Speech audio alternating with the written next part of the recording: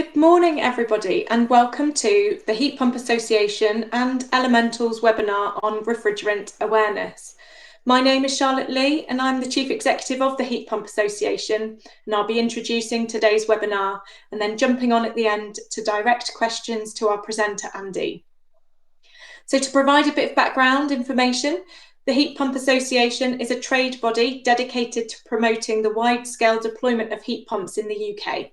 And we represent over 80 organisations in the sector currently, including heat pump, component part and associated equipment manufacturers, installation businesses, energy companies, wholesalers, and many more in the heat pump supply chain, including certification bodies, awarding organisations, and training providers. We play an important role in advancing the industry's standards and practices. And on behalf of our members, we are committed to supporting the heat pump industry's transition to lower global warming potential refrigerants in a manner that prioritises safety and installer responsibility. As part of this commitment, we're running the CPD accredited webinar with Elemental to provide heat pump installers, designers, specifiers, indeed anybody with an interest in this sector, with enhanced knowledge about common heat pump refrigerants and key considerations to support the correct installation, maintenance and servicing of the heat pumps. So it's great to see so many of you joining us today. Our presenter is Andy Hayes, a Senior Training Manager at Valent and HPA Executive Member, who will be presenting this webinar on behalf of the Heat Pump Association. So enough from me, and I'll hand over to Andy, and there will be time to take some questions at the end. So do please note these in the chat throughout. Thanks, Andy. Thanks very much, Charlotte. So welcome everybody, and hopefully I have to do about 3 things at once to change a slide, but hopefully we'll get there. I apologise, I am reading off a script, but we will see how we get on. So this is the content. Okay, so a few subjects there. I've got the introduction, and it's basically about why and how we're going to sort of work with hydrocarbons and F-gas refrigerants, and how we can amalgamate them together, and training around them. So if we move on to the introduction. So whilst the application and use of heat pumps can be simple, like many pieces of technology in the home, the complexity is hidden. So heat pumps use a vapor compression cycle, something which has been in existence for over a century, and it manipulates the pressure of a refrigerant to achieve heat transfer. So actually, first of all, it's worth spending some time understanding this history to see how refrigerants have evolved so far and where that may lead to in the future. So in 1756, Dr. William Cullen published an article about evaporating fluids. And on the second box there in 1758, Benjamin Franklin and John Hadley from Cambridge University experimented with evaporating liquids and their cooling effect. In 1824, Michael Faraday discovered that heat is absorbed by compressing a gas. Physician and inventor Dr. John Curry reduced the effects of fever in humans by developing a machine that created ice through compression, and this work was patented in 1851. The German engineer Carl von Linden patented the process of liquefying a gas, and this technology led to the birth of air conditioning.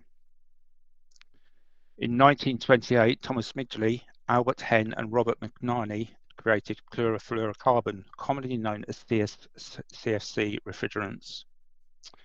The fluorocarbon group of refrigerants identified at the turn of the 20th century came into regular use in the 1930s and were used in refrigeration systems. Now, any gas that contains fluorine is termed an F-gas. In the 1930s, the F-gas R22 was invented. R22 is a hydrochlorofluorocarbon, or HCFC. This evolved into a standard refrigerant commonly used in AC. Now, in the late 80s, scientists discovered that the component chlorine was contributing to the damage of the Earth's ozone layer, and as a result, the 1987 Montreal Protocol decided to phase out the use of CFCs. By 1992, the list of participating countries had grown to 140, and the timetable for ending production of CFCs advanced to 1996. Now, one of the earlier refrigerants that still exists today is ammonia. However, its use is mainly confined to large industrial applications such as freezing and storage of food. Toxicity is a dominant characteristic of ammonia, and special safety precautions are required for its use.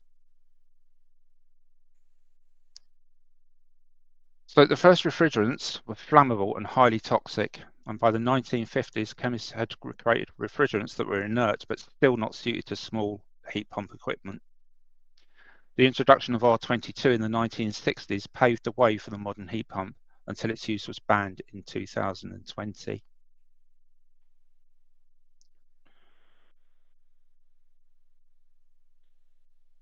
So moving on now to the ozone layer. So refrigerants that are now banned had generally been phased down over a reasonable timescale to avoid a crisis for manufacturers, installers and end users.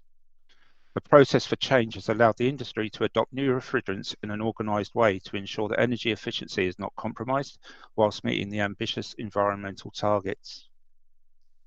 The healing of the ozone layer is largely due to the removal of R11 and R22 refrigerants. And you can see on the graphic, it's actually reduced sort of dramatically over the last few years.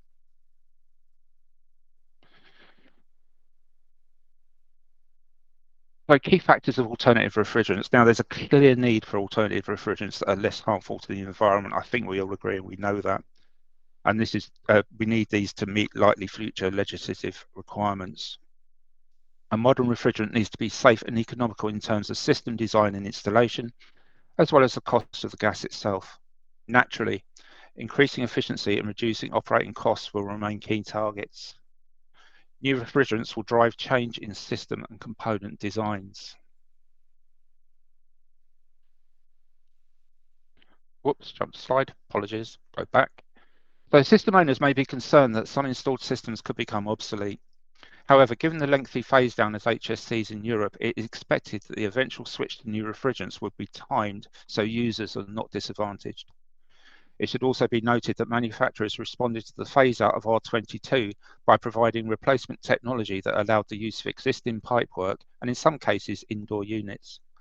It is likely that this process will be replicated during any phase down process.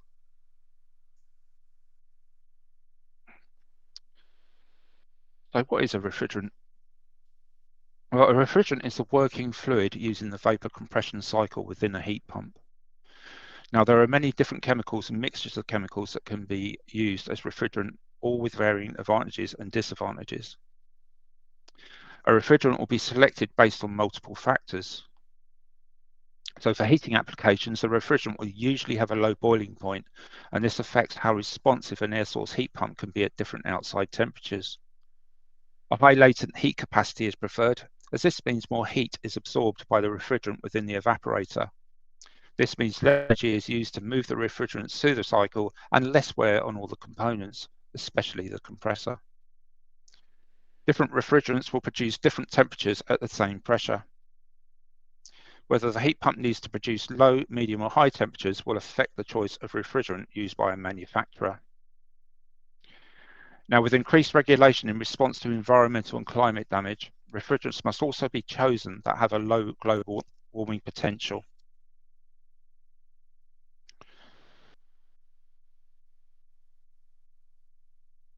So what is a refrigerant made up of?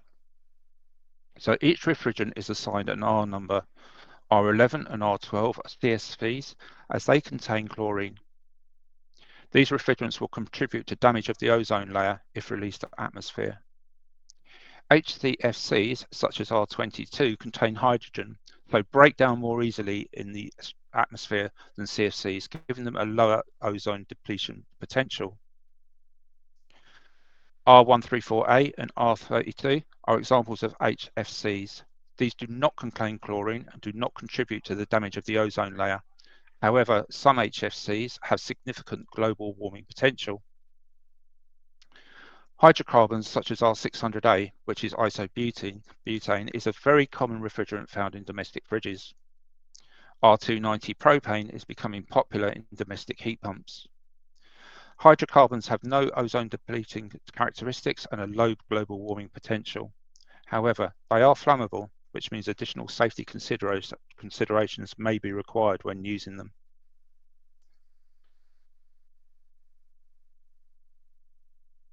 So we're looking now at alternative refrigerants.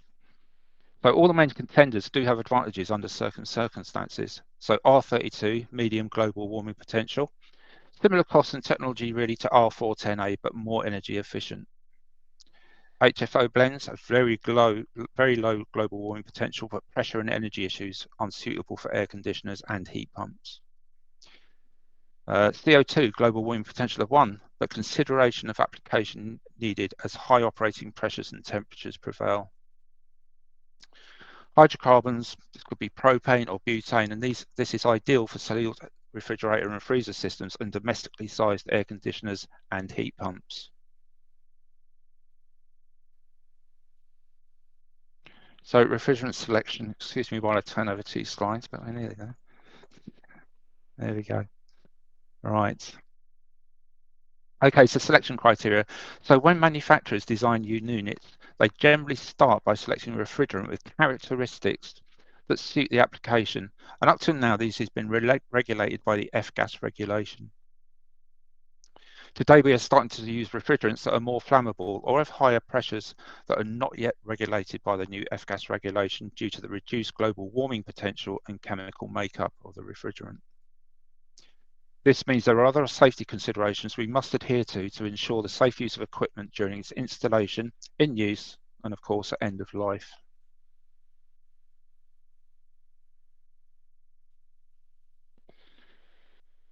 Global warming potential and ODP. So global warming potential and ozone depletion potential, that's ODP, are separate issues. Ozone depletion potential, or ODP for short, I'll say that twice, why not, is a measure of refrigerant's potential to damage the Earth's protective ozone layer. Now, this layer of ozone in the atmosphere is important from shielding us from the harmful effects of ultraviolet B radiation. Thankfully, due to the Montreal Protocol, where a global agreement was reached to ban the use of ozone-depleting substances, the ozone layer is repairing itself and is expected to recover to pre-1980 levels by around 2060.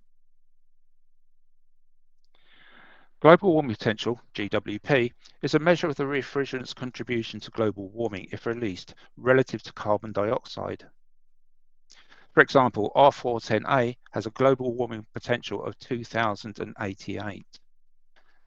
So this means if 1 kilogram of R410A refrigerant escapes into the atmosphere, it has the same effect on global warming as releasing 2088 kilograms of CO2.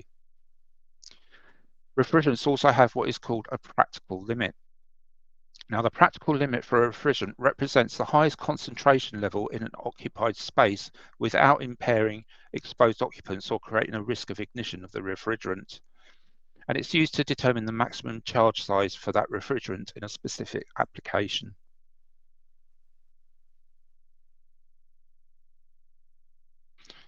The handling requirements of different types of refrigerant.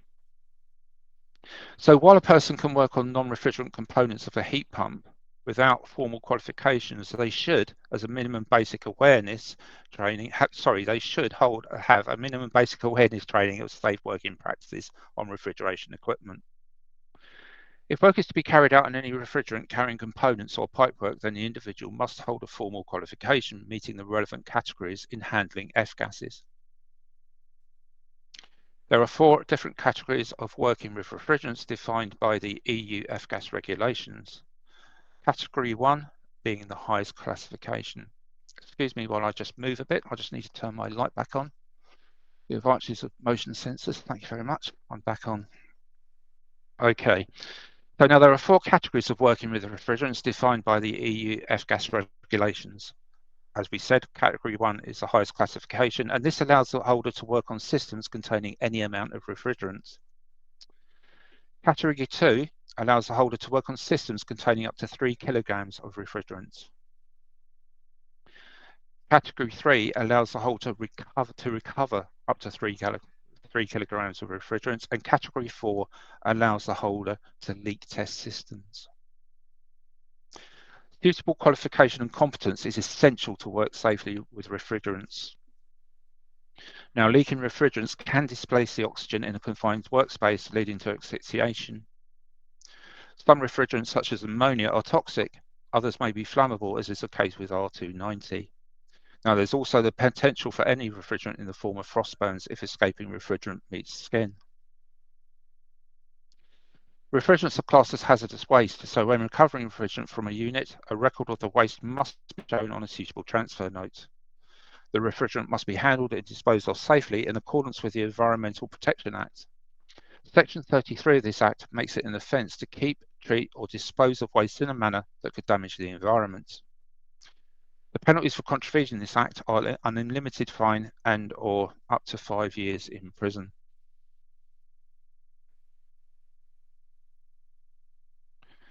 We move on to ISO classifications.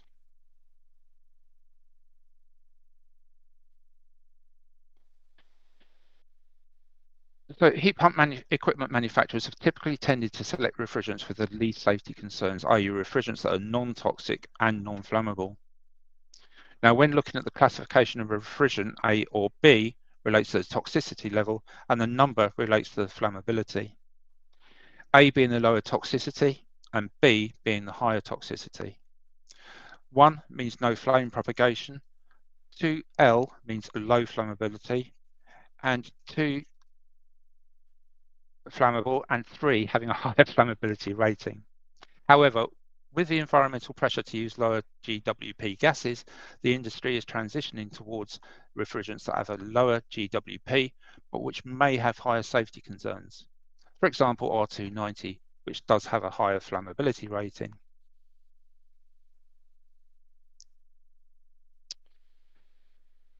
Flammable refrigerants. So many more of the environmentally friendly refrigerants with lower GWP are non-fluorinated gases. This means to varying degrees they are likely to be more flammable or toxic than previous counterparts. So the International Organization for Standardization, that's ISO reference document for refrigerants, shows examples of 2 that might be used for heat pumps. And that's R290 and R123YF. I believe if you get a, I don't know if you're getting a slide deck of this, but there is a link there to provide the information for you if you so need it. I don't know if that can be put in the chat at some point.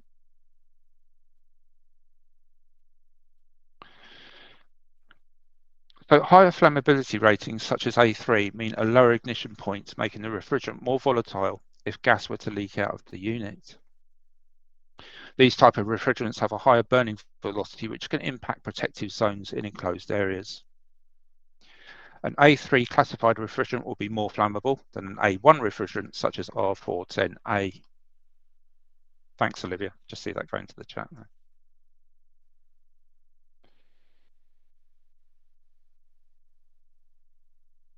Safety. This is where we all have to sit up and take notice, and that's safety. It's a word that's always in our mind. So there we are, risks and handling. So the heat pump industry is mindful that appropriate safety consideration is given to the handling, training and installation of equipment containing non-fluorinated flammable refrigerants. Now, the main risk of refrigerant leaks from a heat pump circuit arise during installation, servicing and end of life. For heat pump systems containing non-fluorinated flammable refrigerants, it is vitally important where the hermetic seal is broken, service personnel are properly trained to handle these refrigerants safely. It is also important that those who play a role in the installation of such a system have at least a basic understanding of the considerations required.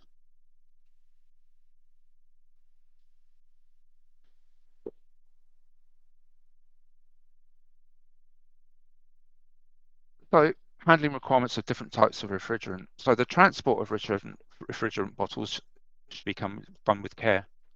Before transportation of a bottle gas takes place, a risk assessment of the procedures involved should be undertaken.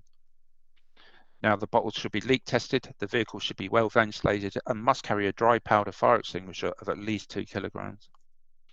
Now, it's also customary for the vehicle to have a vent in the roof and display relevant warning signs indicating flammable bottle gases are being transported. Any appliance removed from site will have to undergo stringent draining procedures to ensure the removal of all the refrigerant. They should be suitably flushed and filled with nitrogen under pressure to displace that refrigerant.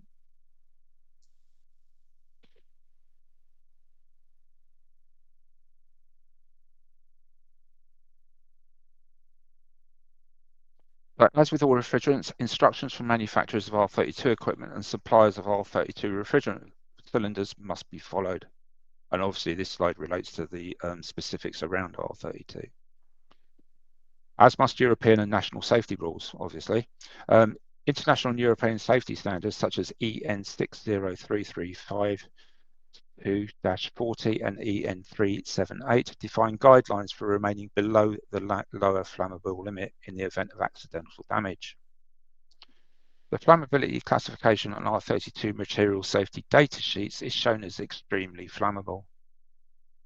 The classification is determined in accordance with the globally harmonized system of classification and labeling of chemicals, GHS for short. Now, the GHS classification uses a more simplistic approach, mainly as guidance for international transport rules. Combustion of R32 will occur above the lower flammable limit. Now, it's not explosive and the possibility of fire spreading is extremely low. Ignition can only be caused by a flame. A switch or a contactor sparking will not cause R32 to burn.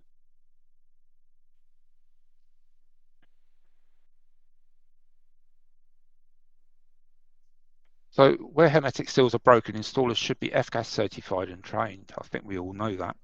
R32 systems must be ventilated during charging and recovery to prevent any accidental buildup of refrigerant. Now R32 is much easier to handle than R410A, which always needs to be charged in liquid state. Cooling is normally back compatible, except for the cylinders which we do require an adapter, but they're freely available. R290, I believe. Yeah, R290 propane. So as with all refrigerants, instructions for manufacturers of R290 equipment and suppliers of R290 refrigerant cylinders must be followed, as must European and national safety rules. International and European safety standards define guidelines for remaining below the lower flammable limit in the event of accidental damage. The flammability classification on R290 materials safety data sheets is shown as extremely flammable. Now, this classification is determined in accordance with the globally harmonized system of classification and labeling of chemicals, the GHS. The GHS classification uses a more simplified approach, much like R32, mainly for guidance of international transport rules.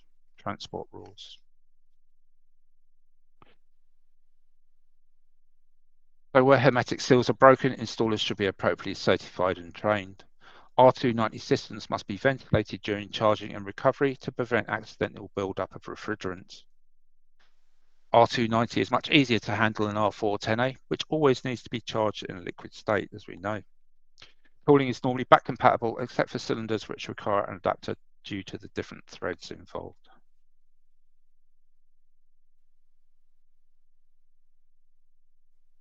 Installation and maintenance.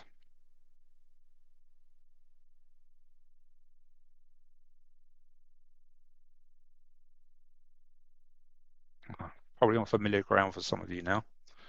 So the images shown should be familiar to installers, but now show additional considerations in terms of siting units. Now it's important to read them thoroughly and to ensure you understand the implications of any leakage gathering and achieving the concentration required to be able to be ignited. Beyond the standard installation practices, it is important the installer understands and complies with the installation instructions, especially the space needed around the units, both inside and outside of the building. Safe or protective zones. These zones are needed to stop any leakage from collecting in, for example, cellars, near windows or light shafts. Additionally, no plug sockets, lamps, rotary switches, etc. should be within the zone. Now, this is an important message for electricians, as many rotary isolators are being placed incorrectly behind or next to the unit. I have actually seen some screwed to the actual unit itself, so you need to create awareness there amongst all areas of people involved in the installation of heat pumps. So for maintenance, we need to ensure that all staff understand what they can and more importantly, what they cannot do. Untrained staff must not enter or open the refrigeration circuit to repair leaks or other work, such as to replace heat pump components. Maintenance on components unrelated to the refrigerant circuit do not require skills beyond that of a trained maintenance engineer. However, leak detectors should be used before opening the unit.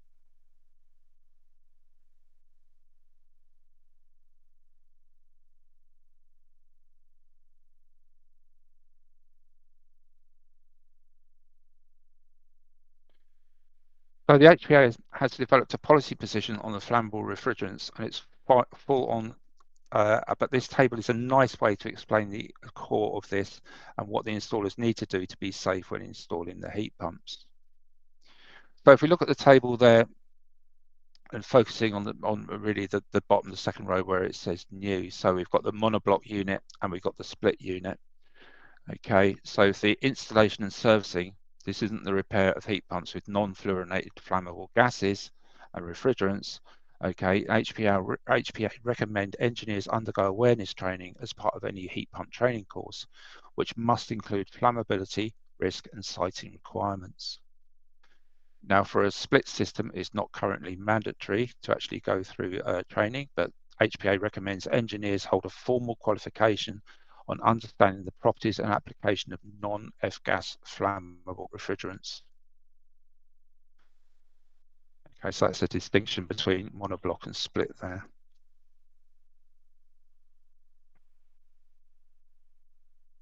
I believe that would be towards the end, and we have a few. We're going to open it up for questions, I believe, in a minute, but we do have some links on the final slide there for you if you want any further information. Okay, so Olivia, if you can take over there.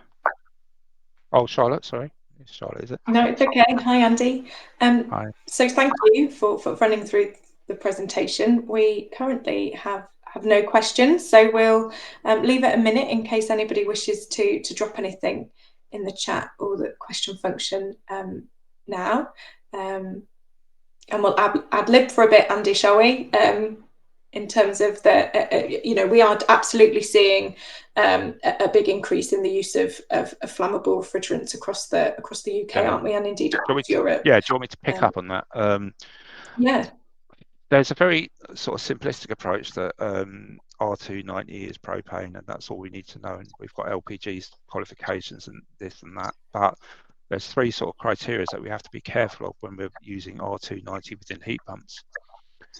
One is the pressure it could be at. Two is the temperature it could be at. So it could be very, very cold, or it could be very, very hot. And because it's a very pure form of propane, there's no odorant within it. So we will, if we do get a leak on it, there's no signs of that leak at all. It will just be floating out onto the ground with no smell. So these additional characteristics is what makes the using of R290. We need to have this awareness around people that are actually working and servicing on these heat pumps, irrespective of whether they're going into the refrigerant circuit or not. Okay, we must have this awareness around it and the additional characteristics over and above their normal propane work. So that's basically where we're coming from. Okay. And in terms of the safety zones, is that standardized or is that based on manufacturer's instructions? That will be based on manufacturer's instructions. Yeah, and they will be different. Brilliant. Kelvin's just asked there, what about the use of EX-rated rotary isolators within the zone? I would say that would probably be, if EX rating means that it's suitable for working gaseous environments, I would probably still say no, because we need to keep this simple. We need to get in that zone. And I would say that any isolator would need to be outside of a protected zone that a manufacturer recommends. Brilliant. Okay. Well, I think we'll give everybody back half an hour of their day, and it just leads me to say a big thank you to Andy for undertaking that presentation, and to Elemental. Sorry, I was just noticing that there was another question about the embodied carbon use in refrigerant manufacture, but I think that's going to open a big can of worms that's probably difficult to quantify at the moment, whilst the terms under which the embodied carbon is calculated are being debated still. But a big thank you to Andy and a big thank you to Elemental for hosting and promoting the event. Everybody who signed up and has joined us today will receive a CPD certificate in the next few weeks to show that you have engaged with this webinar. And it will also be uploaded onto the Elemental YouTube channel in the coming weeks, should anybody want to rewatch it or encourage colleagues to do so. So thanks again for joining. Do Just a keep an quick one. eye out on... Sorry, Oh, Charlotte. yeah. Just a quick one, but just a question I could pick up on. Do gas detectors detect a variety of refrigerants? Yes, they do. They detect most refrigerants, but what we're looking for is to combine a tester that actually will test non-fluorinated refrigerants and fluorinated gases. So that's what we're looking for at the moment, and there are a few out there, but they're seem to be quite difficult to get hold of at the moment. So I don't know if everybody else is buying them and we're not. I don't know. That's a subject very close to my heart at the moment. So yeah. But yeah, brilliant. Thank you for jumping on and answering that one, closing that one off, Andy. So yeah, once again, thanks for joining. You'll get your certificates in the forthcoming weeks, and do keep an eye out on the Heat Pump Association's LinkedIn and X feeds for more information and guidance and support for installers and those working in this space. So thank you very much and enjoy the rest of